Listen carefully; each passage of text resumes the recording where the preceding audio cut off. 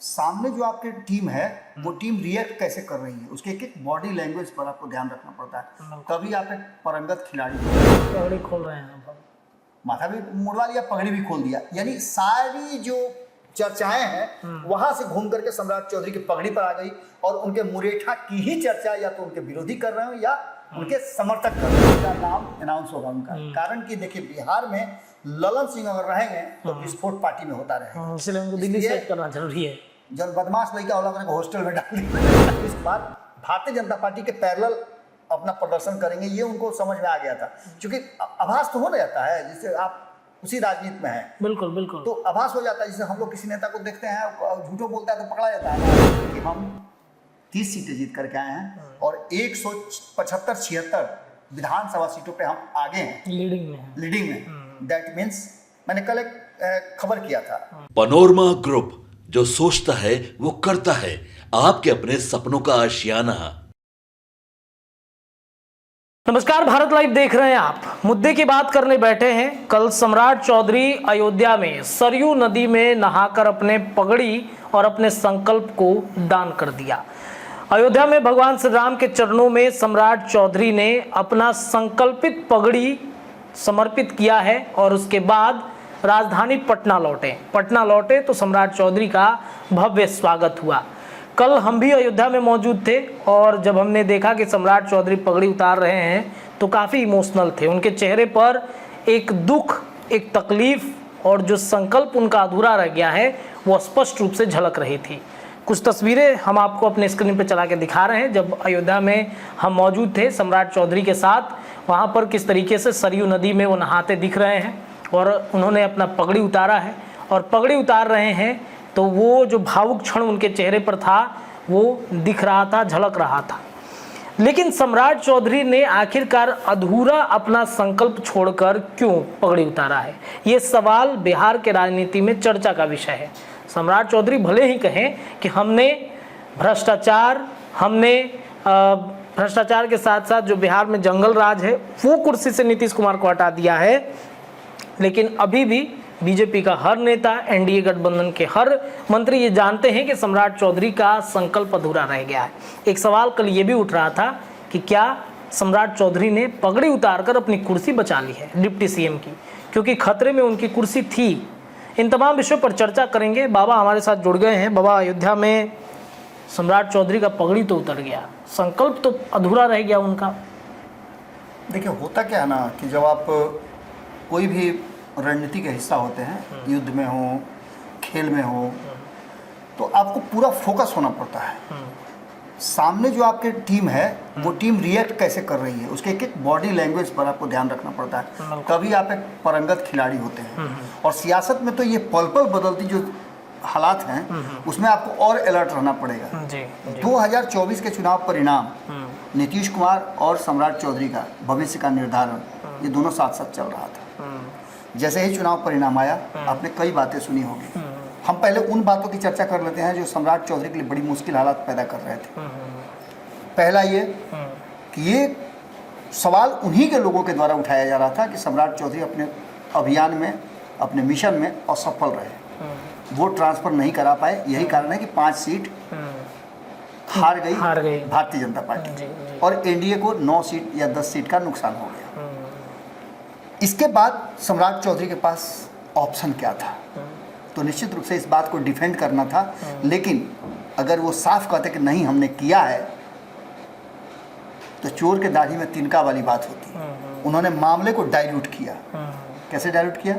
तो उन्होंने सबसे पहले रिजल्ट आने के बाद कहा, वो समझ गए थे इस बात को, इसकी नाजुकता को, इसकी बारीकी को समझ गए थे। उन्होंने सीधे कहा कि 2025 का चुनाव हम नीतीश कुमार के नेतृत्व में लड़ेंगे।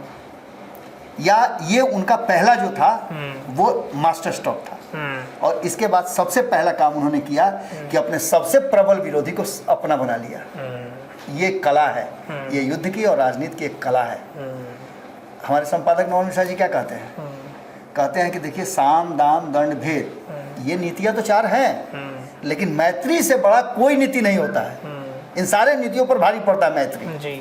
और उन्होंने क्या किया? नीतीश कुमार से मैत्री कर। बिल्कुल। दूसरा स्टेज, जब मीटिंग चल रही थी और ये कहा गया कि नीतीश कुमार का वोट ट्रांसफर नहीं हुआ। ये देखिए आपको पॉइंट टू पॉइंट बता रहे हैं रत्नेश। बिल्कुल बिल्कुल बिल्कुल। चूंकि आपने ऐसा मुद्दा ही छेड़ दिया है जिसमें आपने कहा कि उन्होंने अपनी कुर्सी बचा ली, उस कुर्सी बचाने वाली बात को ही लेकर के हम ये सब बता रहे हैं। जैसे ही ये हुआ कि नीतीश कुमार ने वोट ट्रांसफर नहीं कराया, सम्राट चौधरी सबसे पहला आदमी थे जो बाहर निकले और उन्होंने आंकड़े सार्वजनिक करवाए। समीक्षा बैठक के समीक्षा बैठक के तहत उन्होंने कहा कि हम 30 सीटें जीत करके आए हैं और 175-76 विधानसभा सीटों पे हम आगे हैं, लीडिंग में है। लीडिंग में है। दैट मीन्स मैंने कल एक खबर किया था, मैंने खूंटा में एक खबर किया था, मैं चाहूँगा कि जाकर के लोग देख भी लें। उसमें मैंने 19 सीटों का जिक्र किया था जिन सीटों पे राष्ट्रीय जनता दल हारी थी, चाहे अगेंस्ट में कोई भी रहा हो एनडीए का घटक दल, लेकिन हारी क्यों और उसके पीछे का कारण क्या था। जो चाहते थे नीतीश कुमार वो उन्होंने कर लिया और जो सम्राट चौधरी से करवाना चाहते थे वो भी करवा लिया, दोनों काम करवा लिया।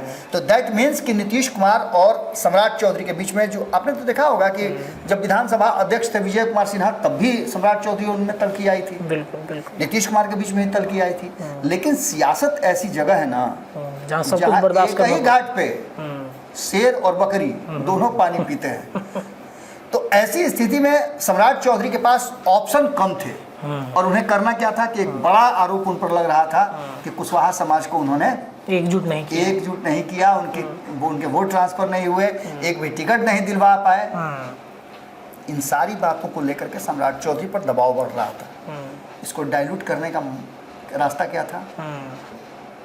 अब जी आप देखिएगा, बच्चा उच्चा कभी कोई बात का जिद कर देता है। जब मेला में आप बाबूजी के साथ कभी गए होंगे दशहरा उशहरा के मेला में, तो झुनझुना देख करके मन किया होगा, अरे बाबूजी है ले। और बाबूजी के पास पैसा है तो ठीक है, अगर नहीं है तो क्या कहते हैं, अरे का लेबे चली देख तोरा कहूँ बैट बॉल दिवा देते। यानी कि वहाँ से डिस्ट्रैक्ट करना राजनीति का एक ये भी कला है। सब लोग का ध्यान कहाँ था? सम्राट चौधरी क्या किए क्या नहीं किए। एक के बार सम्राट चौधरी ने माथा मुड़वा लिया और कहा कि अब पानी डालिए नहीं, पगड़ी खोल रहे हैं आप, माथा भी मुड़वा लिया, पगड़ी भी खोल दिया। यानी सारी जो चर्चाएं हैं वहां से घूम करके सम्राट चौधरी की पगड़ी पर आ गई और उनके मुरेठा की ही चर्चा या तो उनके विरोधी कर रहे हो या उनके समर्थक कर रहे हो। तो ऐसी स्थिति में सिंपल सी बात है कि जहां एक तरफ नीतीश कुमार प्लानिंग बना रहे थे कि उनको क्या करना है। आपको याद होगा रत्नेश कि जब चुनाव खत्म हो गया था, वोटिंग खत्म हो गई थी, तो 2 तारीख को नीतीश कुमार दिल्ली गए थे, मोदी से मिले थे। तो मिल करके क्या कहे होंगे वो, बड़ी चाय बढ़िया आपके यहाँ बन रहा है, चाय पीने चले आए हैं। ये सब बात तो नहीं होगा वो गए होंगे तो कुछ ऐसा बात करने गए होंगे जो बिहार के राजनीति से और देश की राजनीति से जुड़ा हुआ हो। कुछ आकलन होगा उनके पास, उससे बात करने गए होंगे। यही कहने गए होंगे कि जानते हैं चुनाव में सम्राट चौधरी हमको तो बड़ी परेशान किया। नहीं, विजय सिन्हा को कहा कि हमारे पीछे लगा दिए हैं, रहना है कि नहीं बिहार में आपको, फिर चल जाए गाँव ने। ये सब ना बात हुआ होगा। अब ये सब बात करने के बाद निश्चित रूप से सम्राट चौधरी का भी थोड़ा हिलेगा। तो सम्राट चौधरी ने मैत्री करना सबसे बेहतर समझा और नीतीश कुमार के साथ साथ जो भारतीय जनता पार्टी के भीतर खेमेबाजी ये वो कही जा रही थी, अश्विनी चौबे का बयान, बाकी के लोगों का बयान, बाहर से आए हैं इनको काहे इतना अधिकार दे दिया गया, अपने मुख्यमंत्री का चेहरा लेकर आगे उतरना चाहिए, ये सारी बातें जो कही गई थी, इन सारी बातों को सम्राट चौधरी ने डाइल्यूट कर दिया। और अब सम्राट चौधरी ने कहीं ना कहीं अपनी पगड़ी उतार करके अपनी कुर्सी बचाई है। आगे भी बहुत कुछ होना बाकी है। लेकिन उनकी कुर्सी तो बच गई बाबा, अब विजय सिन्हा का क्या होगा? देखिए विजय सिन्हा पहले से रडार पर है। और एक बात आप समझिएगा, बहुत बारीक बात कह रहे हैं रत्नेश, तो देखिएगा अब इसी पर पूरा मीडिया जगत टूट पड़ेगा। जो कहने जा रहे हैं बड़ी खतरनाक बात कहने जा रहे हैं। नीतीश कुमार भूमिहार समाज को और भारतीय जनता पार्टी भूमिहार समाज को इतना तवज्जो क्यों दे रही है, सवर्णों को इतना तवज्जो क्यों दे रही है? एक भूमिहार को आपने देखा कि नीतीश कुमार ने मंत्री पद दिलवा दिया, जिनको लेकर के बहुत सारी बातें अटकलें लगाई जा रही थी। लेकिन हमने आपको याद होगा कह दिया था, कितने लोग कह रहे थे, हमारे यहाँ भी खबरें चल रहे थे कि इस बार तो ललन सिंह गए, लेकिन सबसे पहले मैंने कहा था कि ललन सिंह ही वो शख्स होंगे जो सबसे पहले इस मंत्रिमंडल का नाम अनाउंस होगा उनका। कारण कि देखिए बिहार में ललन सिंह अगर रहेंगे तो विस्फोट पार्टी में होता रहेगा, इसलिए उनको दिल्ली इसलिए सेट करना जरूरी है। जब बदमाश लड़का होला करके हॉस्टल में डाल दिया इसलिए उनको हॉस्टल में डाल दिया गया। जब जाइए मॉनिटर जो है नरेंद्र मोदी वो छड़ी उड़ी ले करके उनका करते रहेंगे इलाज। अच्छा, वैसे भी होम्योपैथिक इलाज के मास्टर है वो, तो वहाँ जाके अंग्रेजी इलाज होगा। तो ये सब तो बात चल ही रही थी। इसके अलावा आपने देखा कि संजय झा को भी मिला।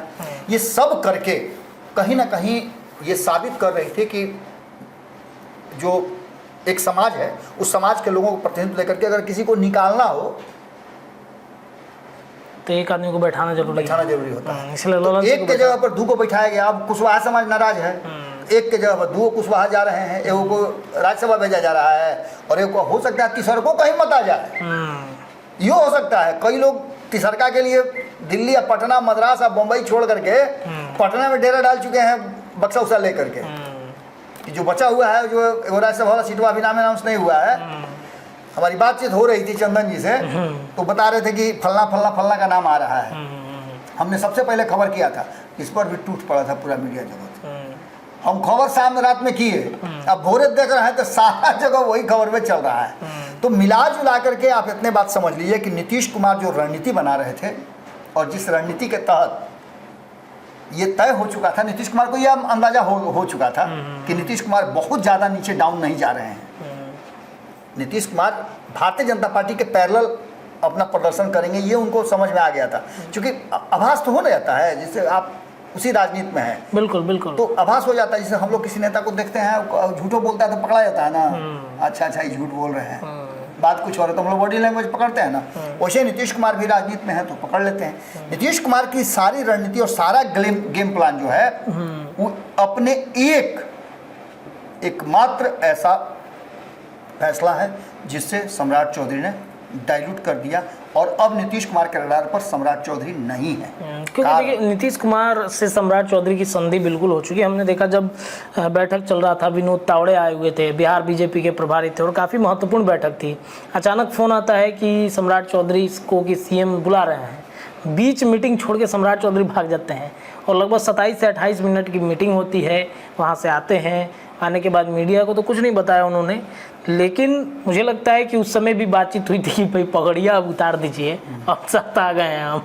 तो इस पर भी चर्चा हुई होगी और उन्होंने कहा कि बहुत सारी बातें हैं जिनको लेकर के नीतीश कुमार बुलाते रहते हैं, बार बार जाते रहते हैं। एक और बड़ी महत्वपूर्ण बात है, इसी बात से मैं समाप्त करूँगा कि अक्सर देखिएगा ना तो हर राजा को एक मजबूत सेनापति चाहिए। राजा तो सब युद्ध नहीं लड़ेगा, उसका लंबा चौड़ा भी होना चाहिए, युद्ध कला का सब कुछ उसको परंगत होना चाहिए, हथियार भी अच्छा चलाने आना चाहिए, मुंह से भी हथियार चलाने अच्छा आना चाहिए और लोग उससे दबते भी हों। ऐसा चेहरा